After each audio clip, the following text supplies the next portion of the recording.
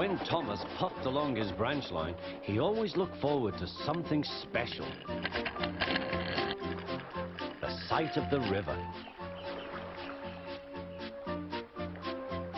As he rumbled over the bridge, he would see people fishing. Thomas often wanted to stay and watch, but his driver said no. What would the Fat Controller say if we were late? Every time he met another engine, he would say, "I want to fish." But they all had the same answer. "Engines don't go fishing." Silly stick in the muds, thought Thomas. One day he stopped as usual to take him water at the station by the river. "Out of order." "Bother," said Thomas, "I'm thirsty." "Never mind," said his driver, "we'll get some water from the river."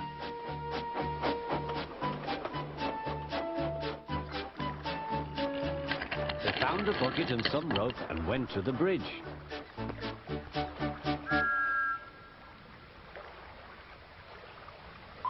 Then the driver let the bucket down to the water.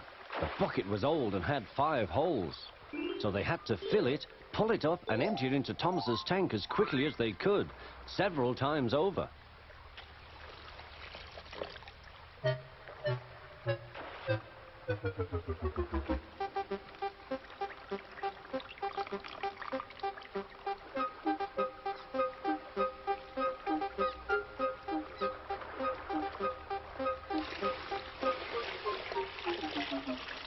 They finished at last. That's good, puffed Thomas, and Annie and Clarabelle ran happily behind.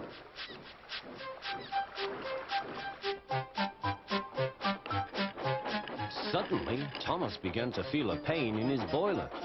Steam began to hiss from his safety valve in an alarming way.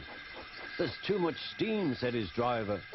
"Oh dear," groaned Thomas, "I'm going to burst, I'm going to burst." They damped down his fire and struggled on. "I've got such a pain, I've got such a pain," Thomas hissed.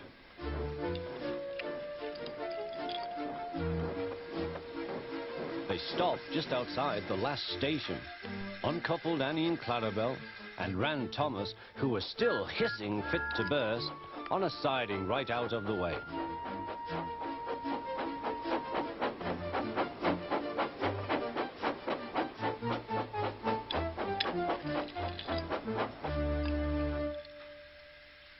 Then while the guard telephoned for an engine inspector, the driver found notices in large letters, which he hung on Thomas in front and behind.